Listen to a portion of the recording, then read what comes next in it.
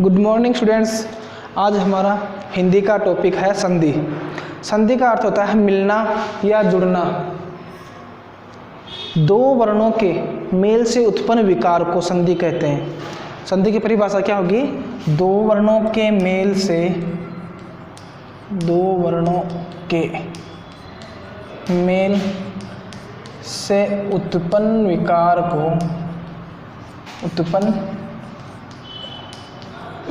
को संधि कहते हैं। संधि कहते हैं। जब दो वर्ण आपस में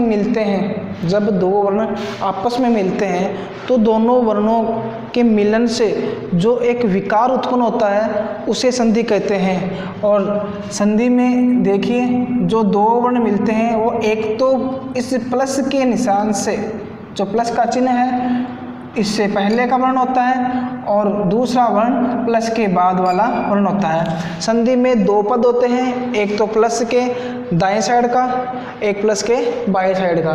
तो दोनों पद में जो प्लस के पहले वाला पद है, इस पद का जो अंतिम अक्षर होता है, अंतिम जो स्वर वर्ण होता है, वह स्वर वर्ण और दूसरे पद का पहला स्वर वर्ण दोनों मिलकर ही आपस में संधि बनाते हैं। और संधि के तीन भेद होते हैं। संधि के तीन भेद होते हैं। पहला है स्वर संधि, दूसरा व्यंजन संधि, तीसरा विसर्ग संधि। स्वर संधि, व्यंजन संधि और विसर्ग संधि। स्वर संधि के अंदर हम सिर्फ 11 स्वरों के बारे में ही पढ़ते हैं। जो स्वर 11 होते हैं, उन 11 स्वरों के बारे में ही पढ़ते हैं। और व्यंजन संधि का मतलब, व्यंजन संधि को हम दूसरे शब्दों में हल संधि भी कहते हैं। हल या हलंत, हल संधि कहते हैं इसको, क्योंकि व्यंजन वर्ण है उसको हम हलंत कहते हैं, क्योंकि एक व्यंजन वर्ण है, इसमें से स्वर निकाल देंगे तो ये हलंत का जो चिन्ह लगाएंगे, इसलिए ये एक व्यंजन वर्ण बन गया है। और हलंत लगने के कारण इस व्यंजन को हम हल संधि भी कहते हैं। और विसर्ग संधि, विसर्ग संधि में कोई भी शब्द होता है तो उसके आगे विसर्ग का जो चिन्ह लगता है वो विसर्ग संधि के अंतर्गत आता है। तो सबसे पहले हम स्वर संधि के बारे में पढ़ते हैं। तो स्वर संधि में हम 11 स्वरों को ही पढ़ते हैं। और स्वर संधि में पूरे 5 भेद होते हैं। स्वर संधि के अंदर आपके 5 भेद चलते हैं: दीर्घ संधि, गुण संधि, यण संधि, वृद्धि संधि और अयादि संधि। तो सबसे पहले मैं यहाँ पर 5 संधियों के नाम लिख देता हूँ। सबसे पहला है दीर्घ संधि, दूसरा गुण संधि, तीसरा यण संधि और चौथी है वृद्धि संधि, पांचवी है अयादि संधि। हालांकि इसके नियम और भी होते हैं: पूर्व रूप संधि, पर रूप संधि, प्रकृति भाव संधि।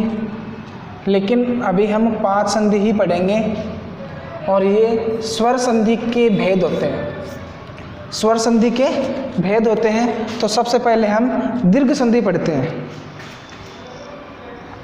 सबसे पहले हम दीर्घ संधि पढ़ रहे हैं। दीर्घ का मतलब होता है विशाल।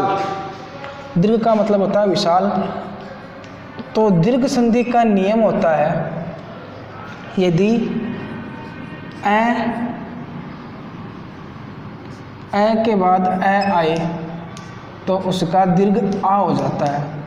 यदि ए के बाद आ आए तो उसका भी आ हो जाएगा। और यदि आ के बाद आ आता है तो उसका भी आ हो जाता है। यदि ई के बाद ई चाहे दीर्घ हो चाहे ह्रस्व है, यानी कि ई चाहे छोटी हो या ई बड़ी हो, तो दोनों मिलने पर दीर्घ ई हो जाएगी, यानी कि बड़ी ई हो जाएगी। चाहे ई बड़ी हो और उसमें ई बड़ी मिलाएंगे तो भी ई बड़ी होगी, यानी कि बड़ी ई हो जाएगी। उसी प्रकार यदि ऊ के बाद ऊ आता है तो उसका दीर्घ ऊ हो जाता है, चाहे ऊ दीर्घ हो या ऊ ह्रस्व हो, तो दोनों मिलने पर दीर्घ ऊ हो जाता है। तो दीर्घ संधि का मतलब है कि यदि दो ह्रस्व वर्ण, ह्रस्व स्वर या दीर्घ स्वर आपस में मिले तो वह एक दीर्घ स्वर बन जाता है। जब दूसरी भाषा में हम कहें तो जब दो समान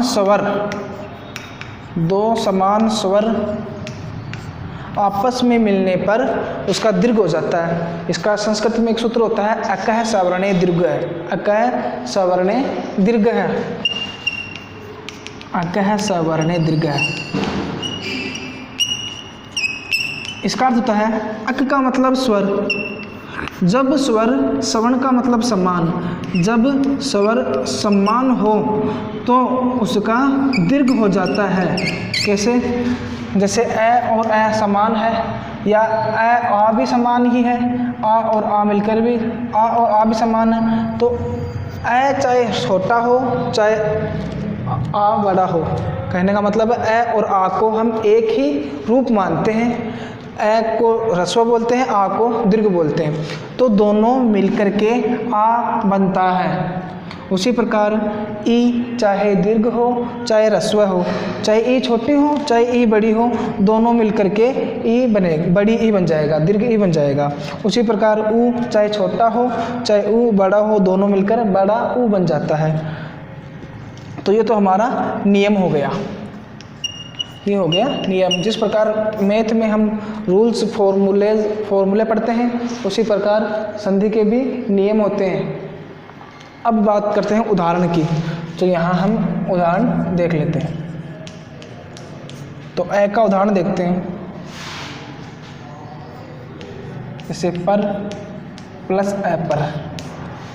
अब देखिए संधि के अंदर दो पद होते हैं, मैंने आपको पहले भी बताया था। संधि के अंदर दो पद होते हैं, एक तो प्लस से पहले वाला पद और एक प्लस के बाद वाला पद।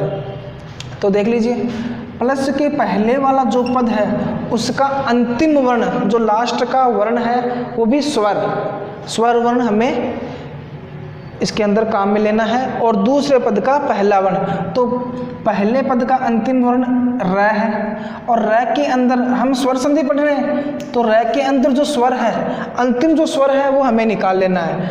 र के अंदर जो स्वर है वो हमें निकाल लेना है। तो र के अंदर ए मिला हुआ है, क्यों? क्योंकि र को यदि हम अलग करेंगे तो र आधा हो जाएगा और ए मिलने पर पूरा र हो जाता है, इसलिए र में से ए को निकालने पर र आधा हो गया। तो हमारा स्वर निकल गया ए, और प्लस के बाद में पहला वर्ण क्या है?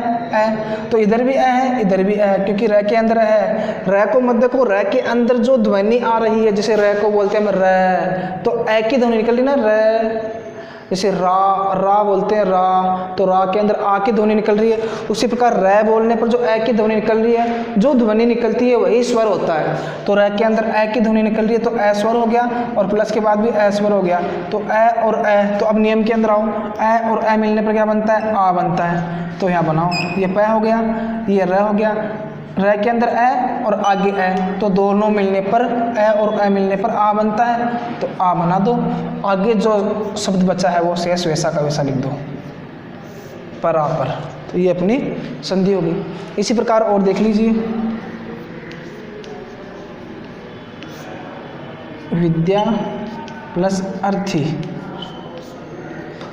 प्लस से पहले जो पद है उसका अंतिम वर्ण है आ, और प्लस के बाद वाला जो पद है उसके अंदर पहला वर्ण है ए। तो इधर आ है, इधर ए है, तो आ और ए, आ चाहे आ हो चाहे ए आ हो, दोनों मिलकर आ बनता है। तो उसी प्रकार इसको मिला दो, ये विद्या हो गया, इधर आ इधर ए, दोनों मिलकर आ बन गया।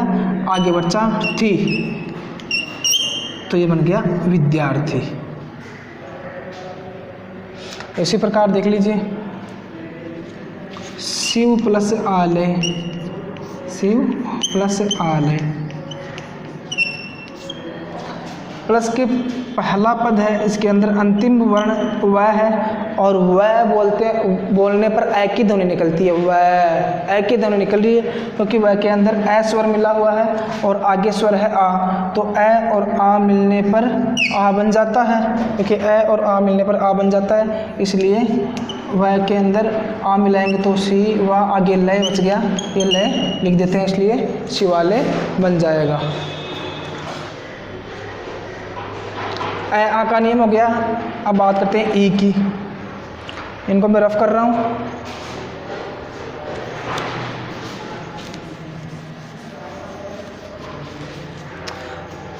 अब आगे बात करते हैं ई की। रवि प्लस इंद्र, रवि के अंदर ई है और आगे भी ई है, तो सबसे पहले ई को निकालेंगे तो वह बच जाएगा। रवि में ई है, प्लस से पहले जो अंतिम, इस पद का अंतिम वर्ण ई है और प्लस के बाद का पहला वर्ण ई है, तो ये ई और ये ई और ई मिलकर दीर्घ ई बन जाता है, तो दीर्घ ई बना दो, आगे जो बच्चा वो शेष वैसा का वैसा लिख दो, रविंद्र बन जाएगा। उसी तरह कपि प्लस ईश, कपि पी में भी ई है और आगे भी ई है, तो पै के अंदर ई और ई, तो ये ई और ये ई दोनों ई मिलकर के दीर्घ ई हो जाएगा और अपना श बचा हुआ यहाँ लिख दो, ये हो गया कपीस। उसी तरह आगे ऊ का उदाहरण देख लीजिए। भानु प्लस उदय, भानु में ऊ है, आगे भी ऊ है, तो ऊ और ऊ, प्लस से पहले भी ऊ है, प्लस के बाद भी ऊ है, और हमारा दीर्घ संधि का जो नियम है वो भी यही कहता है कि प्लस से पहले और प्लस के बाद दोनों तरफ एक समान वर्ण होने चाहिए, एक समान, जैसे कि प्लस से पहले ई है तो आगे भी ई होना चाहिए, प्लस के पहले ऊ है तो आगे भी ऊ होना चाहिए, प्लस के पहले ए या आ हो तो प्लस के बाद में भी ए या आ होना चाहिए, क्योंकि ए और आ को एक ही रूप माना गया है, ए ह्रस्व होता है और आ दीर्घ होता है। तो भानु में ऊ है, आगे भी ऊ है, तो ऊ और ऊ मिलकर दीर्घ ऊ बन गया, आगे दय बच गया, दय लिख दो, भानुदय। ये हमारा दीर्घ संधि का नियम हो गया, ये इनके उदाहरण हो गए। और दूसरी बात देख लीजिए कि कोई भी हम उदाहरण से कोई भी शब्द यानी दीर्घ संधि जो बनाते हैं उसमें ध्यान रख लेना, कभी भी इनके अंदर स्वर वर्ण नहीं आएगा। कैसे? जैसे हमने कपि लिख दिया, ये कपि लिख दिया, आगे ईश है, ये कभी भी नहीं आएगा, क्योंकि शब्द के बीच में यदि हमने स्वर वर्ण लिख देते हैं, शब्द के बीच में यदि हम स्वर वर्ण लिख देते हैं तो वो शब्द अशुद्ध हो जाएगा, उसको गलत मान लिया जाएगा।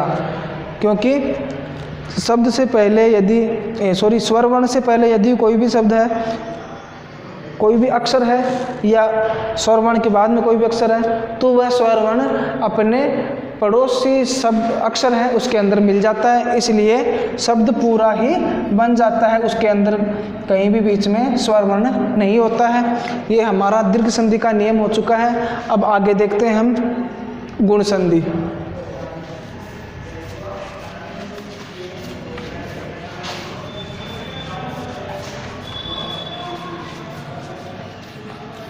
तो गुण संधि का नियम होता है, यदि ए आ के बाद में, ए या आ के बाद, क्योंकि इस प्लस से पहले, ये प्लस का जो चिन्ह है वो कॉमन है कि प्लस से पहले ए या आ आएगा और प्लस के बाद में ई, ऊ, री।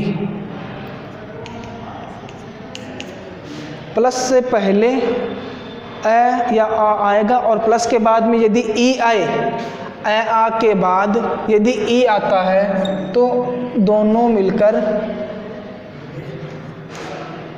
ए बनाते हैं, यानी कि ए आ, ए हो चाहे आ हो एक ही बात है। तो ए या आ में ई मिलता है तो उसका ए बन जाता है, ए या आ में ऊ मिलता है तो उसका ओ बन जाता है, ए या आ में री मिलता है तो उसका अर बन जाता है। तो ये हमारा नियम हो गया गुण संधि का, ये हमारा गुण संधि का नियम हो गया। अब देखते हैं इसके उदाहरण।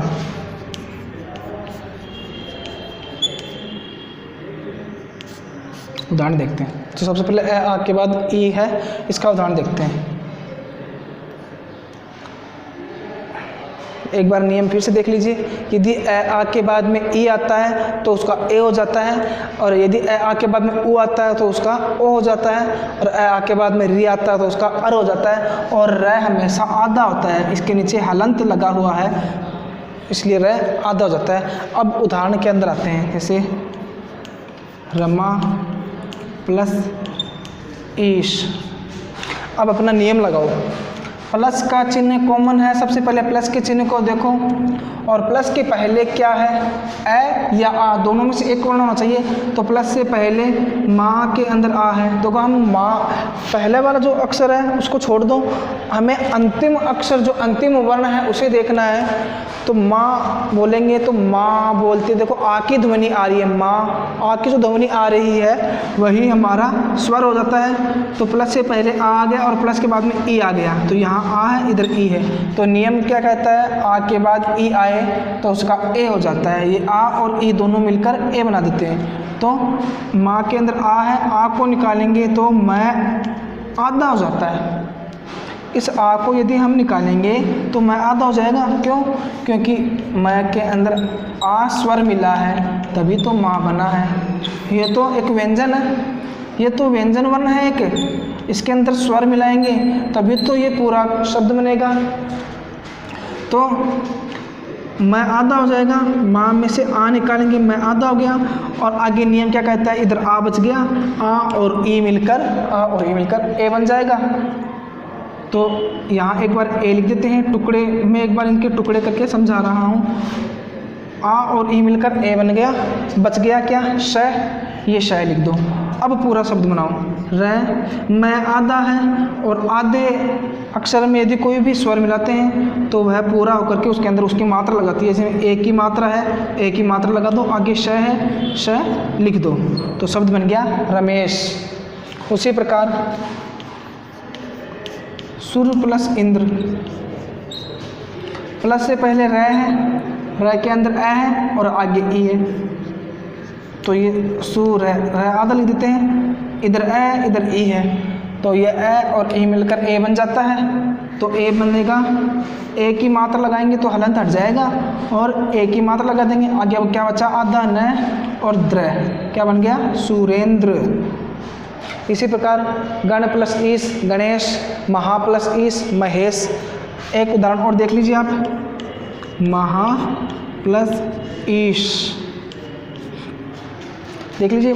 प्लस से पहले है हा है, हा के अंदर आ की मात्रा है और आगे ई है, तो इसको निकालेंगे आ को, तो है आधा बच गया, आधा है बच गया, और इधर आ है और इधर ई है, आ और ई मिलकर ए बन जाएगा। तो हलंत को हटाएंगे, ए की मात्रा लगा देंगे, आगे श बचा है तो श लिख देंगे, तो अपना शब्द बन गया महेश। तो ये ए आ और ई की बात हो चुकी है। अब बात करते हैं हम ऊ की। यहाँ लिख रहा हूँ मैं, महा प्लस उदय। अपना नियम क्या है, यदि ए आ के बाद में ऊ आए तो उनके स्थान पर ओ हो जाता है। तो नियम मिलाओ, प्लस से पहले क्या है आ और प्लस के बाद क्या है ऊ। तो प्लस से पहले आ या आ आएगा, तो प्लस से पहले आ गया और प्लस के बाद ऊ आ गया। ये प्लस के पहले आ गया, प्लस के बाद ऊ आ गया। अब संधि बनाते हैं।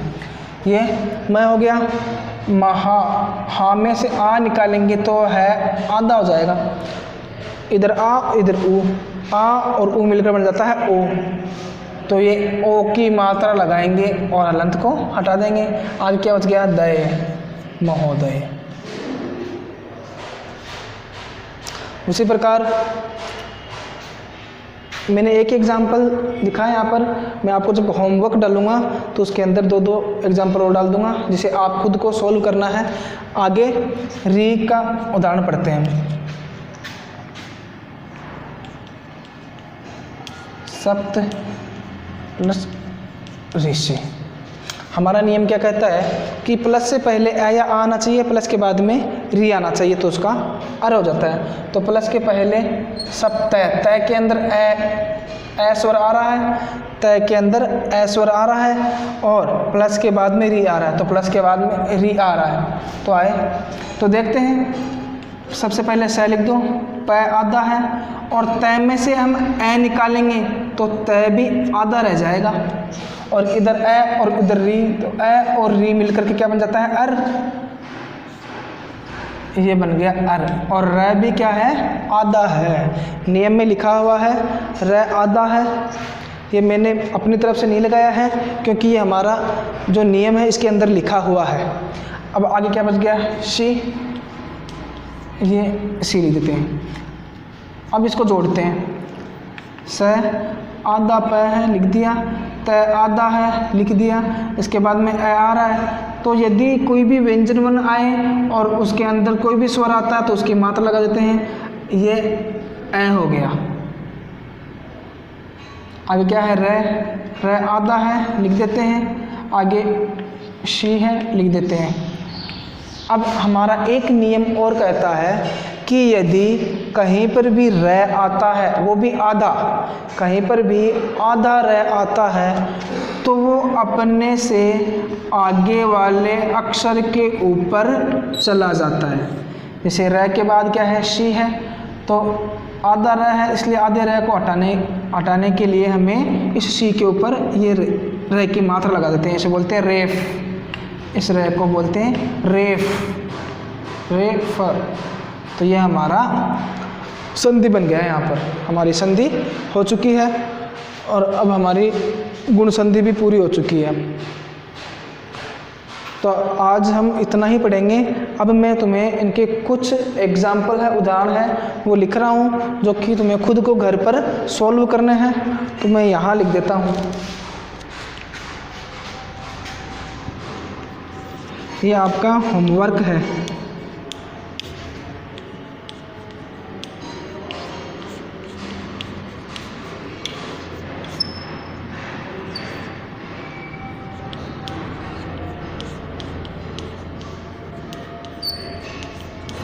यह सूर्य प्लस उदय, महा प्लस ऋषि,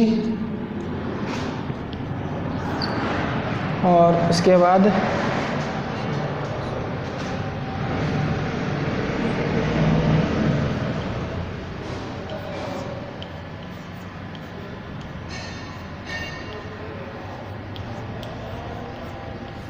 सूर्य प्लस ईश, 3 हो गए।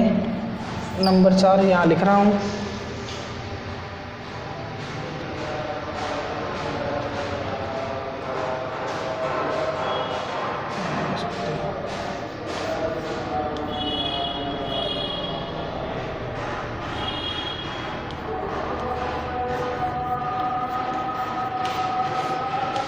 गुरु प्लस उपदेश, और नंबर 5 है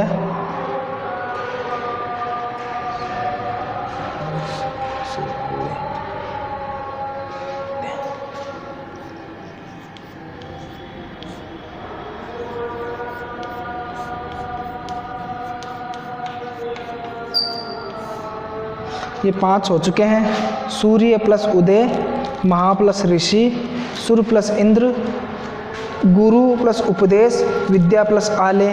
ये 5 संधि है जो आपको होमवर्क के रूप में दी गई है, और आपको घर पर भी इसको सॉल्व करना है। अपने नियम के अंदर देख देख करके इसको सॉल्व करना है और अच्छे से समझना है। धन्यवाद।